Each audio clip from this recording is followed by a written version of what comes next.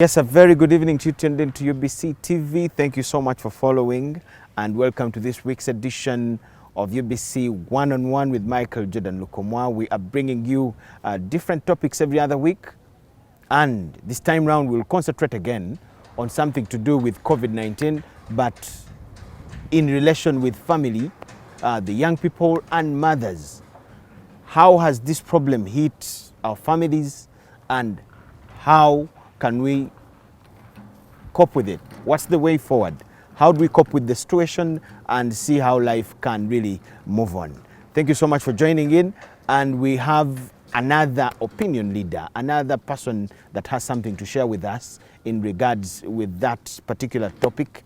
She's none other than Sheikat Radia Namakula. She's the Secretary for Women and Youth Affairs at the Uganda Muslim Supreme Council, that is at Old Kampala, and we are going to hear from her and share a number of things to do with how COVID-19 has hit our families and what the way forward is. At the end, we'll also look at her work and her office. What projects do they have at the Muslim Supreme Council for our mothers and the young people? Us, the young people. I don't know whether I'm still among the young people. I don't. Sheikat, you're most welcome on the show. Thank you. I'm so glad to have you. How are you? How is work at the Supreme Council and everything? Work is fair and we are trying. Okay. How has COVID-19 treated you at the Supreme Council? Let's start with you people at the Supreme Council. We have had worship centers closed. Yes, we had the president this week allowing at least 200 people in there. But before the presidential directive that we are now going to follow, how has the situation been like at the Muslim Supreme Council? Yeah, good evening viewers. It is now 2 years almost since we went into this new normal of COVID-19. Yep. We embraced it with a lot of fear, and it was not easy for us. Personally, in my lifetime, I'd never heard of a lockdown. I saw a lockdown going on. It was a terrible, it is still a terrible pandemic. And as Ugandans, from a broader perspective, it has really hit us. We have lost dear ones, we have lost people, we have lost jobs, we have lost so many things during COVID-19. In particular, at the UMSC, we follow the presidential directives. If it says lockdown, we also lock down. If it says now allow 30% of the workforce, we follow that, and so on and so forth. But when it comes to my job, like head of women, youth, and children affairs, it means a family. Yes. And I keep on receiving reports, complaints, and maybe seek for advice. The families come to me, the family members report to me, and it has been terrible. Most of the things, the things that COVID has brought us are really negative, right from health, from wealth, from morals, from education, and so on and so forth. Share with us some of those reports that you get about how our homes have been challenged. Yeah. What do our mothers... Homes have been challenged, viewers. First of all, the way I receive reports, the UMSC, we have me at the headquarters. I'm one, like it's one office. And then we clustered Uganda into 9 regions, or 78 Muslim districts. With you at the helm? Yes. And then 500 counties and 13,000 mosques. That's how the reporting system at Supreme Council works. So at each one of those levels, we have a women and youth affairs leader. So the mosque reports to the county reports to the district, and then the district to the regions. It is the region that brings me reports. Okay, the district goes to the region? And the region reports to the headquarters. That's how we work. So you don't be surprised if I have a report from NEBI, and I'm very certain I'm very comfortable to mention it on media. It's okay. I received it from very reliable and organized sources. So when it comes to families, we have first of all a lot of immorality. Since children are at home, fine, but they are also redundant. There is being home is one thing. It's their right. It is okay for the parent to have a child. It is okay and normal. But one thing, they are very redundant. They sleep, oversleep. They watch TV. Some go gardening. Some do not. Some just sit there the whole day. So this has brought a lot of negative things. The English say that a redundant mind is a devil's workshop. Yes. Yeah. So we had cases of incest, relatives having sexual affairs with relatives. We had issues of defilement.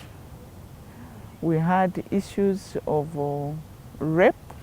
Typical rape has been there within the families. And it is evidenced by the teenage pregnancies that we see. Some are from within the families.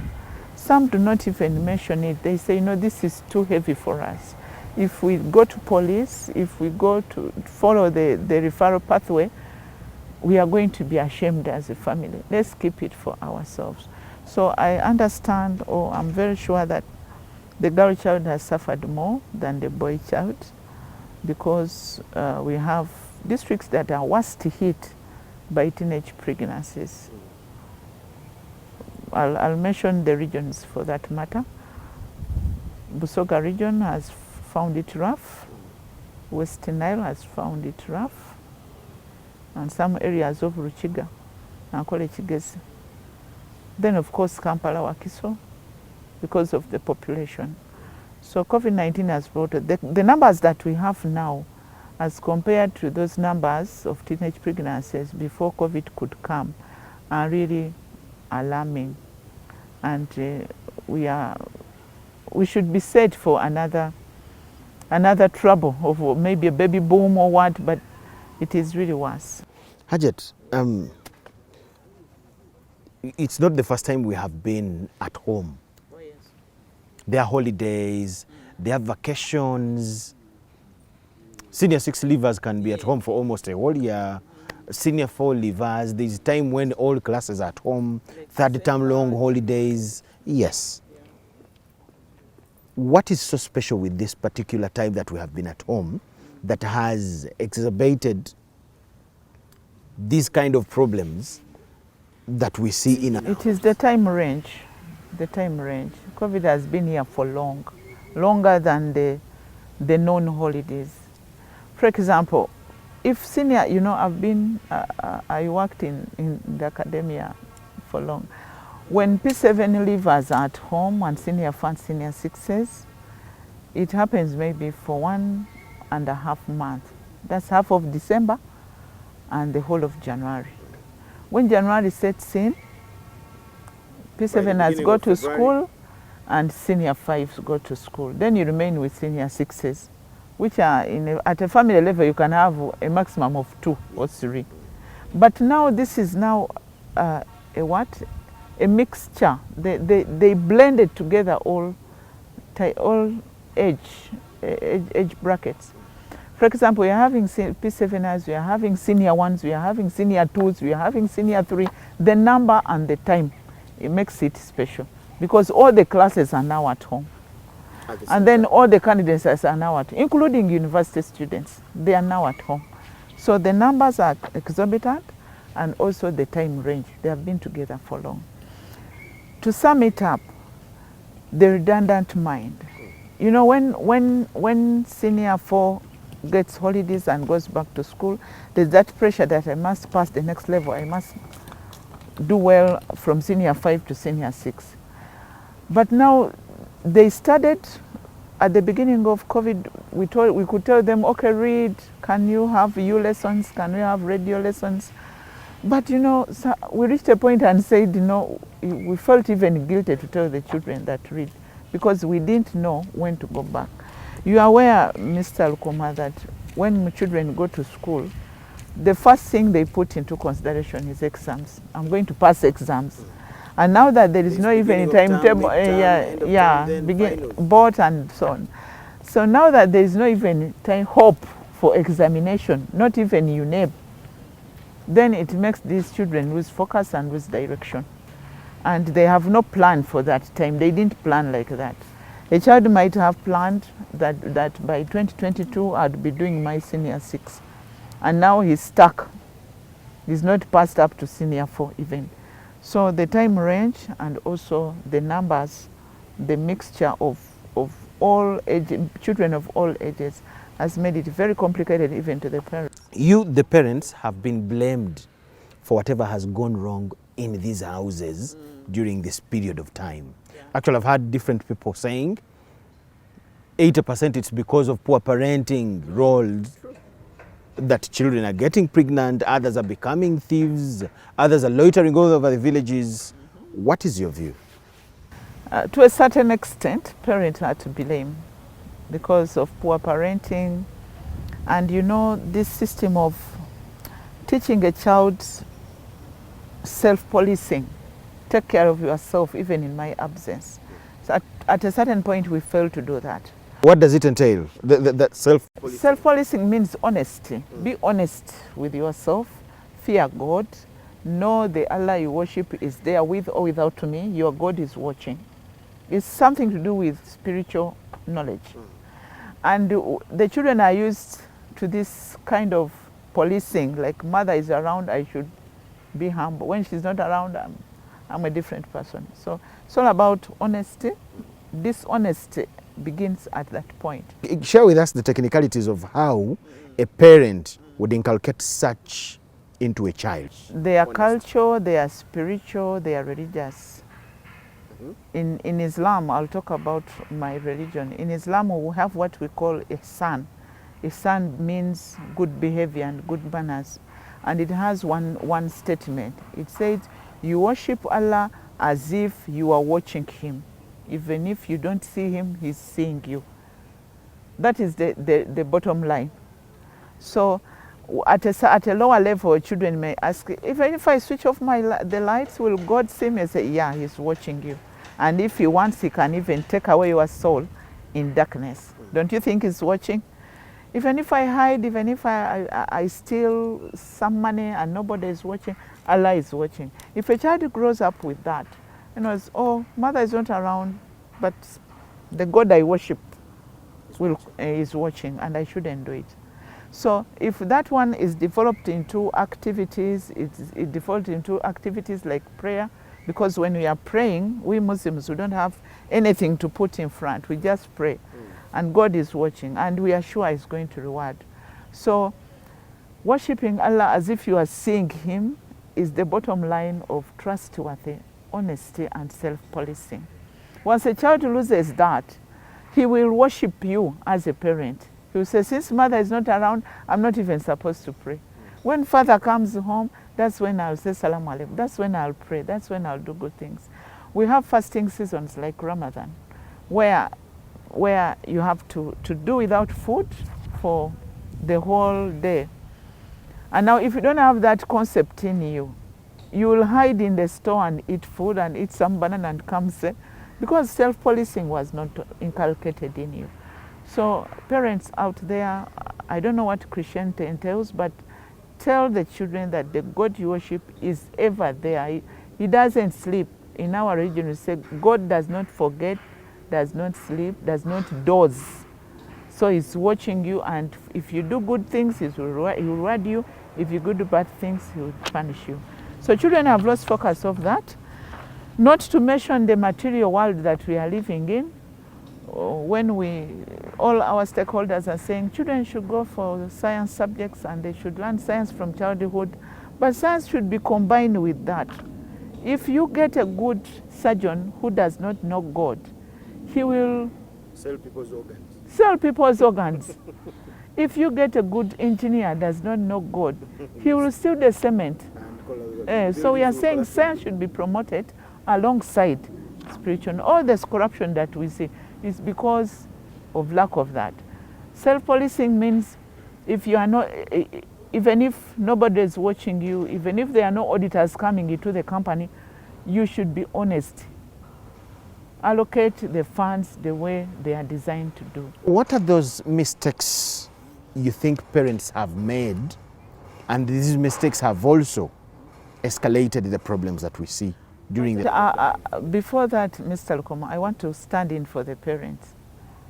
Okay. We said 80% they are to blame, but there's a 20%. Fine, but still with the 80%, it's too what much. are those mistakes you think they make besides failure to Parents, inculcate the one, policy? there are many mistakes that we do, including myself. Okay. But one is forcing standards. You guys, parents can force standards.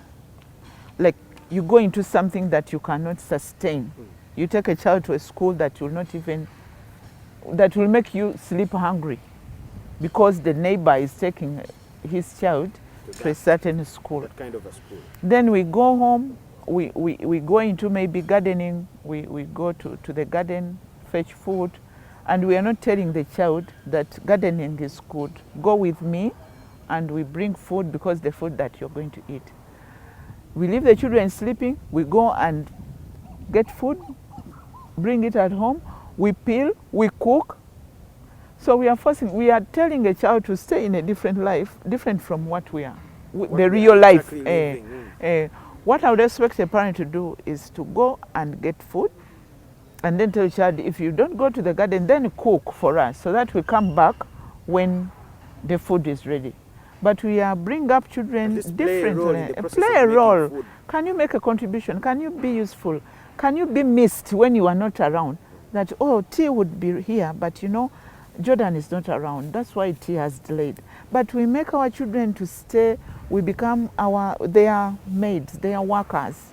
That's a very big mistake. The second mistake that we do is the time allocation. Parents, I appreciate what we do to earn money. Others are doing informal sector, others are employed. But really, we should find time. We don't know our children. One thing COVID has brought, as we shall come to that, the positive part of it is it has forced us to parent. Your child is bad-mannered. All the village knows, but it's only you who doesn't know.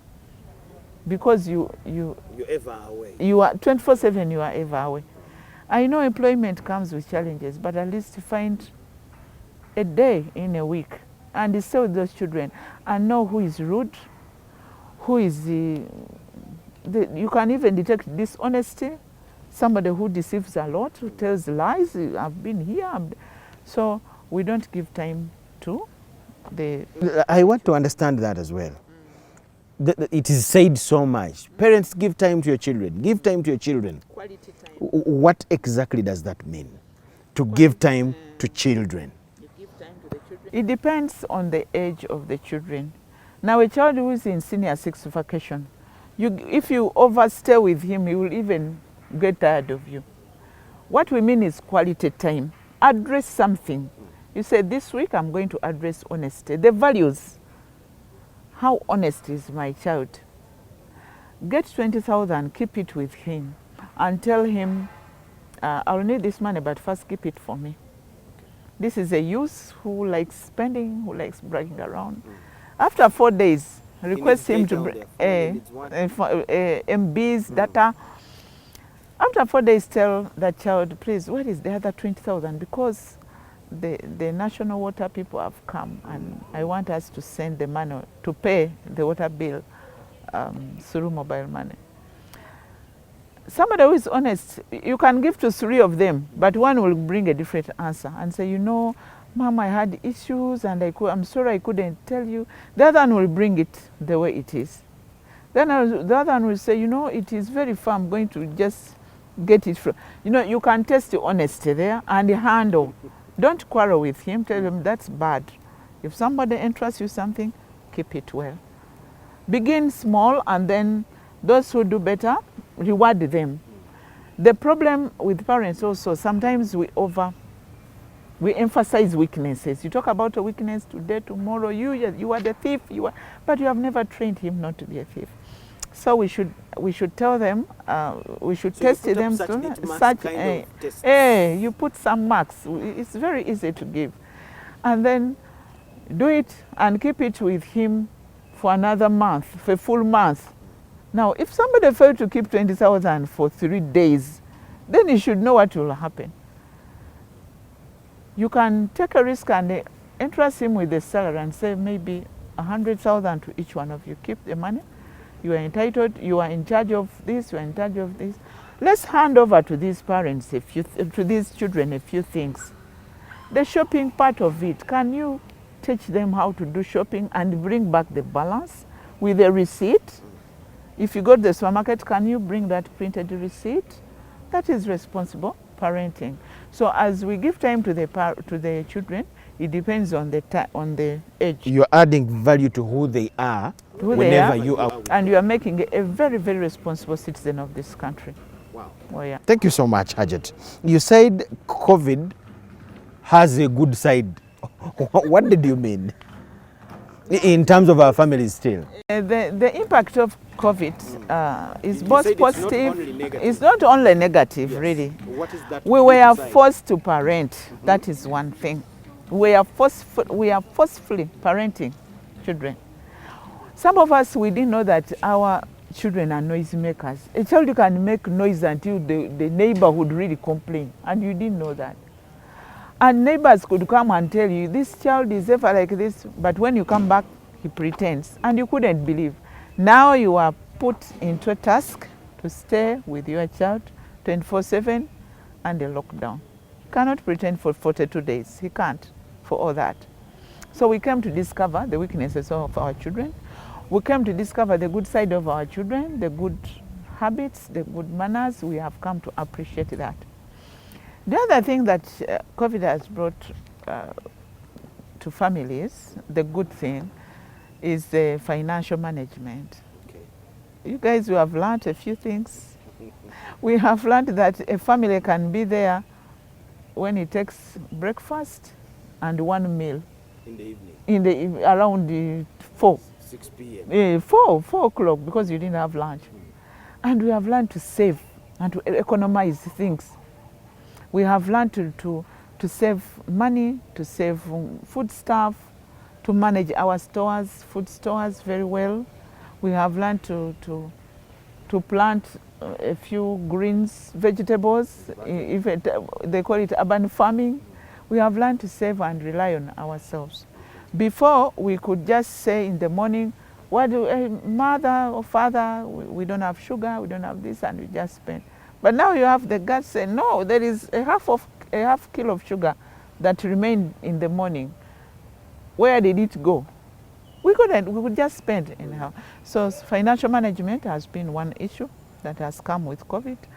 Even if the economy opens up, that skill has grown in us. In a big number of people, it will stay. It will. It has to stay. Then another good thing, there is that relationship, neighborhood, behaving well with the surrounding, because tolerating others. We have come to tolerate others. Then it's skilling the children. You find so many, maybe a good percentage of families are no longer using housemates. Because you don't have money, we can't afford paying a housemaid. When you have teenagers in the house, they have learned how to wash for themselves. They have learned how to cook. Maybe at the beginning food got burnt, but now salt levels. But now I'm sure that skill will never go out of the child. What is your comment about, as we take the break, your comment about the fights between couples? There are claims about these fights having escalated during the lockdown. Yeah, the gender-based violence, it is a world on its own. It has escalated. Based on the reports you receive, it's one of the worst things that COVID has come with is gender-based violence, domestic violence. It has also come with separation, divorce, and people leaving their homes for something else. And it is bad. It has escalated. It's one of the bad things.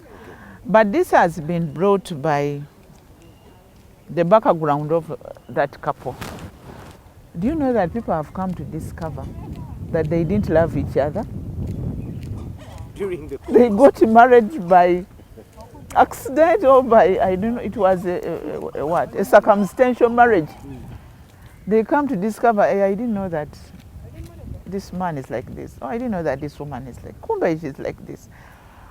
Issues of hygiene, issues of cleanliness, issues of personality, you know, arguments and what. Before we didn't have time. Maybe a father could go to work and a mother stays at home. Sometimes they both go to work, meet in the evening, day in, day out, year in, year out. But now they are staying together and they are forced to keep morals and they're keep the boundaries.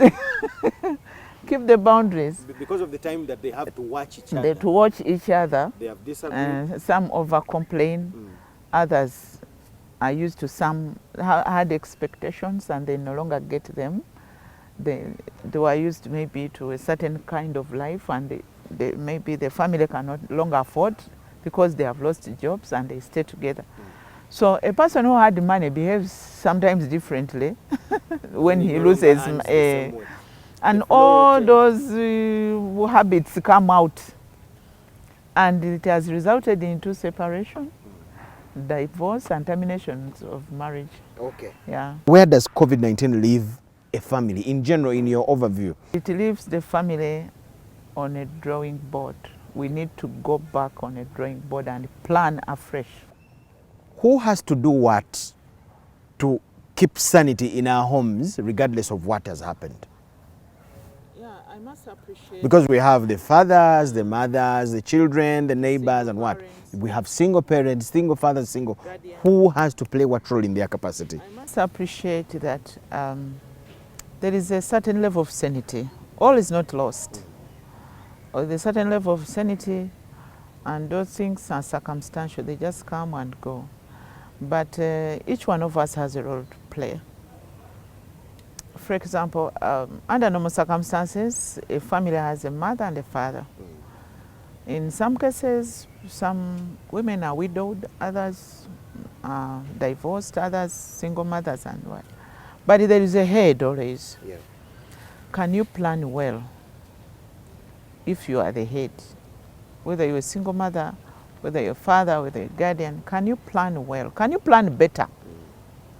Can you stop lamenting and stop complaining to people? Can you stop mentioning COVID? We can mention COVID, we can blame COVID for the last 2 years, but we cannot blame COVID for the next 1 month. Doesn't the planning vary according to the different situations we go through? Take an example. There are families that have been torn apart financially because of COVID-19. Imagine a family where both the parents were teachers in private schools. They have not been earning throughout. We do plan again. When you talk about planning, give us a picture of planning means changing the job. Can you accept that you have lost the job? Because sometimes we live in denial and say you are not working, but you are telling yourself you are working. Can you accept first that the thing is now we have no jobs and it may not come back? Then you plan as how are we going through, how are we surviving? Because we are renting, sometimes we are going. What else can you do apart from teaching? I say, can we go back and discover our skills, childhood skills? We used to dig, we used to do gardening, and we are no longer doing it. We used to bake, we used to do baking, and we no longer do it. We stopped doing it because we are teaching English literature. We stopped baking. We stopped that, how is it called? Decoration and some knitting, and we no longer do it. Sit down and say, tell yourself, and what did I used to do during childhood that I need to perfect and make it commercial and make it a source of income. It's all about planning. So what really pains is that sometimes we lose jobs and we lose it physically and mentally, but we fail to accept that we lost a job. And we keep on, telling people, you know, I lost a job, you know, for 6 months you are telling people that, then you will not manage. Accept that we used to have meat on Saturdays and we can no longer afford it. Can we plan better? The money that we used to buy a kilo of meat can feed us on greens for 3 meals. Can we plan better, both our income and expenditure? Can we discover ourselves? Can we embrace the informal sector, as we call it? Do you know such adjustments have broken families? They have, but that's the reality. And the earlier it breaks it, the better. Because you'll deceive yourself that the family is there when it's not there. The men try to come up with such adjustments. Yes. And our sisters, The mothers. they sometimes they don't embrace it. And the reverse is also true. Being head of women and with. I told you that some people discovered that they didn't love each other. I got married to a bank manager. I didn't got married to Mr. Hussein. When you lose that job, I got married to a member of parliament. I didn't get married no, I didn't get married to your name. I didn't get married to Ibrahim. I got married to the title. When the title goes, then you lose everything. So that's why they lose. So we accept it. How do you look at that situation? It's bad. It's bad for those who have... Where that now the husband accepts that things have changed to the negative. So I have to make adjustments that favor the situation. Yes. Somebody says, we have... I can't do without a massage. I can't do without salon. I can't do that. They do it, but also husbands should package it well. You should explain to it needs psychosocial support to your spouse, to your children. I say, members we have, can we develop this culture of family meetings? Can we have a weekly family meeting and say, guys, where we are now? First of all, the following have been cut. No bread in the morning. We are going to eat the cassava that remained last evening. No meat on Saturday. There's no chicken throughout the week. Reason, I've lost the job. Now, I find that relevant. The members of the family will come up with ideas. Hajat, I find that explanation relevant to the children. To the children and the spouse also. Does the mother really need such in-depth explanation of things that would be obvious to her? Yeah, she Really? needs it. Because you may be also planning, but you don't plan well. You may think that losing a job means this. And she comes out with an investment plan and say, why don't we use that small money which remained in the account to do this? Don't do it alone. Involve the mother in decision making because she's your deputy in the home. Then why does she walk away? Because we can't have fish. Because you didn't talk to her very well. You didn't package the message. She just saw things changing and you didn't even tell her that you... But this is the fact of me losing a job. I hope you communicated it. As an adult, Yeah. something I expect that you understand. No, it costs nothing to emphasize a point. So I package a fact that you see. Package it well. We need a meeting. I'm still a good husband, but you know, some things I can no longer afford. I now know why some families break. Yeah, communication. Because I really find it not right. No, please don't take it for granted. I'm not supposed to understand it. That I've lost a job. You have lost a job, but the things that I receive, it's not my role to understand that. It is your role to explain to me. Some lose jobs and take 2 months without communicating it, thinking that the because wife I will know go. your reaction, because of the expectation that I have. You know, you are just delaying a fact because when the moment I discover that I don't get this, I'm not after the job, but the things that you used to provide are not there, and you are not giving alternative, and we don't know the reason. Sincerely, how do you stay in such a situation? So my call to How does walking away solve it? I don't on know, your side? It doesn't. It doesn't. It's not worth a walking away. Things will improve. So my message to the mothers there, just hold on a bit. Things will improve. My message to the guardians and the heads of families, communicate well and in time. If we organized a youth conference and you are a keynote speaker to the senior 3, senior 4, senior 6, and we gather them in the main hall somewhere, what would be your message for them as they go through this holiday of 2 years? First of all, I'll tell them, first of all, the values. The values that I told you about. You know, we religious people, we teach values. And sometimes you don't see them. You see its impact on somebody. The value of honesty, the value of patience, the value of understanding, listening, the value of sympathizing with your empathy and sympathizing with your parents, what they are going through, and the value of patience, that God just wanted it this way and you have a better life after this. You needed this break. You needed a break in your life because since childhood, since 3 years, we have been taken into a daycare, nursery school, primary. When P7 comes, we say, let the child go and learn computer. When it is holiday, we say, you know, we have holiday packages. When it is school time, we have, before the term begins, you read it for beginning of term. Like then visitation, we need marks. How did you perform? Vacation, we say, go and learn wiring. You know, you needed this in your life. And God wanted it, and what God sees is the best for you. So you needed this in your life, and we don't know when it's going to end. We don't make false promises, and so we don't know when it's going to end, but we pray to Him that it goes away and we go back to our normal life. The second thing I would tell that secondary school our teenagers at home, I'll tell them to discover themselves. What can you do best? You are good in what? What should you be known of?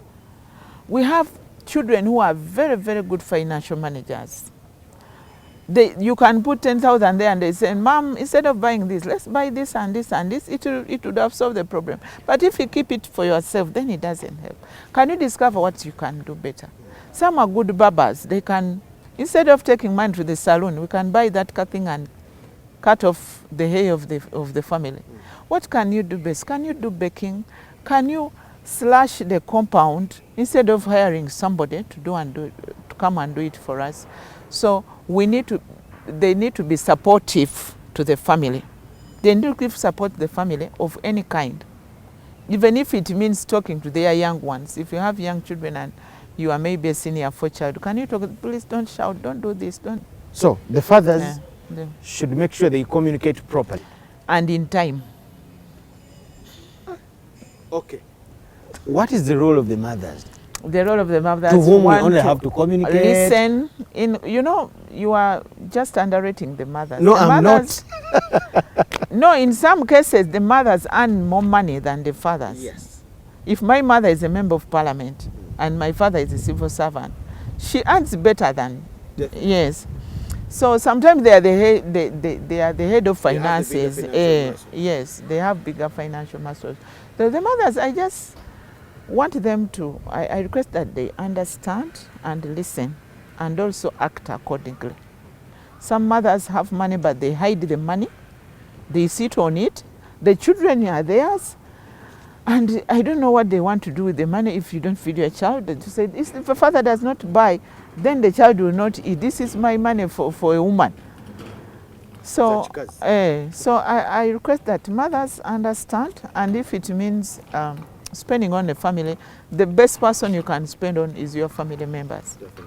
You cannot keep money to spend in the mosque or in the church, give alms when your family is starving. Actually, you should spend on your families. And then on equitable terms, of course, what you can afford. Then mothers, understand your spouses. Understand them. Can you sit down and say, okay, before COVID could come, we used to have this, but now, instead of driving this car, I can even walk it. It's good for my exercise. Because I don't have fuel, it's not a big deal. I can walk it. So adjust accordingly. This will keep peace in family. And the family, if family is good, society is good. If society is good, then the country is good. Okay.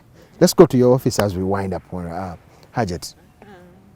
So you said you are in charge of women and the youth, and that means family. Family. Yes, so they report to you. You hinted about the reports that you get, but what kind of actions do you take? How do you help these families? The first action I take is psychosocial support. And I first teach my representatives maybe in the region, and I tell them go and do it to your districts. One region can have 5 districts or 6, and then he calls those women and pass over the message. She goes and passes it over, and it goes trickles down. Okay. Psychosocial support is very important. We need to tell people that this is a reality. One thing that we always do, and it's not good, is denial. If somebody died of COVID, for example, it is the head of the family, the best donation that you can give to these family members, surviving family members, is tell them first accept That there is a problem. that our head died and he will never come back. There we shall see a way forward. But some people remain in that trauma. They are traumatized and they think maybe he'll come back. Maybe I'll saw him through the window. Maybe, and they take time. After a full year, they are losing everything. So psychosocial support is very important. And then prevention of COVID itself in the family. COVID comes with a lot of expenses. It is very costly. So the cheapest way to save a family, it is first of all, make sure none of us fall sick. Because when you fall sick, then things fall apart. In terms of challenges in our families, what preventive measures do you have in your works to prevent these problems like that? We empower the parents. Empower the parents because they are the source of everything. These children have been there, and the first man they saw is the father, and the first woman they saw is the mother. And you keep on telling them, don't go to the neighbor, don't go this. So do you have what to offer to them? Do you have a holistic education that you are giving to them? So you empower the fathers, you empower the mothers, how to parent. I told you about values. Yes. We emphasize values. And once you have those values, you'll handle all the material world that you can How easy do you find this kind of work? It's not very difficult because I'm part of it. I'm one of them. So what I go through sometimes, I even consult them. Sometimes you talk to parents I say out of sincerely, experience. out of experience. It's not a difficult thing. So psychosocial support is one thing. Secondly, we have seminars, gatherings. We couldn't manage the Zoom thing because of the facilities some of our people cannot afford. But we talk, we call them, we invite them. We have a Women's Day, we have a youth conference, we have an Eid for children.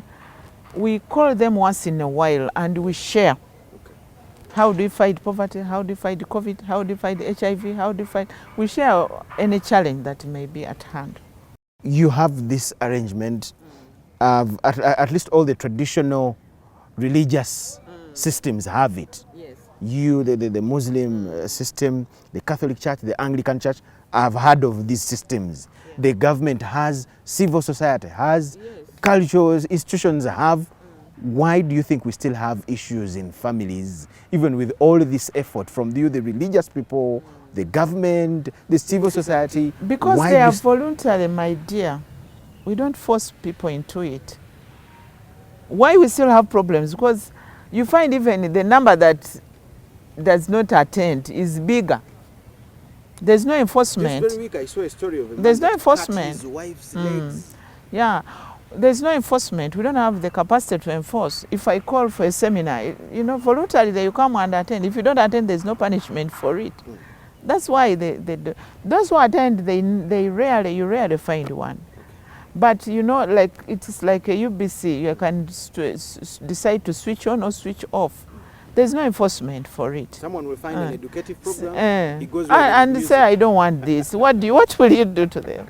So religious leaders, I salute you. We are doing a good thing. The civil society organizations are also doing a lot. Government puts in place guidelines, policies, and sometimes enforces. But the education part of it is voluntary. Until you are caught in action, you have assaulted somebody, that's when government comes in to enforce and arrest you. But you know, there's no enforcement that you go and learn. Even if you put it on UBC, they'll switch off. What will you do to them? It's their right to switch off. But what do you think is lacking with all of you, the systems that have put up a platform where you're guiding families to have a good life? Yeah. What is lacking is the mindset. On your side, you, the people that are guiding the families, or on mindset, the sides of the consumers? All of us, we need to change our mindset. Like you know, we are living in a material world. You only believe things that you can see. If you don't see something, then it's not there. That is materialism. That is what materialism teaches. Yes. And we moved with that thing, and we removed the religion from people. If somebody passes chemistry very well, you'll even clap and dance and shout. If somebody passes IRE or CRE, you say, you know those things, oh, do you want to be a priest or what? And that is the real component that you need. It is lacking. I told you, an engineer or a doctor or a surgeon who has no religion, what the damage he can cause. Because he's in the theater and is the overall there. So what is lacking is the religious component in whatever we are doing. It has changed our mindset. You tell somebody it's time for prayer, but you are now watching TV and say, prayer, to whom am I praying? I don't see the God you are worshiping. You know, the material part of it needs to be merged together with the spiritual part of the knowledge. Someone will think you, the religious people, are not playing your part perfectly. That, but the mindset is important. You know, that's where the world is material, advanced in technology and what. That's why you see manufactured diseases are emerging, because we are teaching people sciences without the component of religion. We are seeing cyber crime. Somebody is a spab, you know, at inventing we praise him, we put him for role modeling, but you need both. That's my... How are you going to fight for that space as the religious? No, we don't fight, but we just come to places like UBC and make a program like this one and tell the people that we are missing a point. If we study economics without religion, it will not work. You will embezzle all the money because you know how to do it. You change the zeros, you'll change the one. You'll add a zero on every figure. And we are telling the world, if you study surgery and chemistry, you are going to mix things that will kill people because you know how to do it. It is only that spiritual knowledge that tells you, oh, please be like Ogwang, innovate something to help the world. And now, if you help the world, don't exploit it, sell it at 10,000 for every person to access it. Thank you so much, Harriet. Just a closing remark from you to people in families that have faced a number of challenges in this situation. Families, I'm apologizing on behalf of those who you may have hurt. I forgive you. Please don't do it again. I've forgiven you on behalf of them. So parents, if you're a guardian and if you're a father, kindly plan again. You know, the people you are dealing with are now different. You can no longer do things that you used to do, but communicate well and in time. To the mothers in a normal family, please understand what is going on. Make a contribution. If you can wash your dress, wash it instead of hiring somebody. If you have a washing machine, it's better. But now, over-hiring even if somebody to sweep your bedroom, it's no longer possible, and you don't even earn it. Then the children, please, my children out there, understand that you are going to be the fathers of tomorrow and the mothers of tomorrow. Don't overstretch your parents. If something is not there, can you hold on? Can you understand them? Can you promise them that you are going to do well? Can you please hold on? Can you stop jumping around? Actually, in Islam, we don't talk about teenage pregnancy. We talk about sex outside the marriage. It's not allowed. Actually, in Islam, we don't talk about The other pregnancy is just an outcome. Can you hold on? You'll get there and you'll do it at the right time. Okay. That's my last word. Thank you so much. Ajit Shekat Radia Namakula. She's the Secretary for Women. And thank you so much. Ajit Shekat Radia Namakula. She's the Secretary for Women and Youth Affairs at the Uganda Muslim Supreme Council. Yes, there is need to bring back our families. There is need to comfort each one of us. That's why we thought about a program like this, and we really needed a mother. Thank you so much for the time and whatever we have shared, Hajat. Thank you so much for watching. My name is Michael Jordan Lukomwa. I'm with the man himself, Davis Kamukama and Gloria Guita.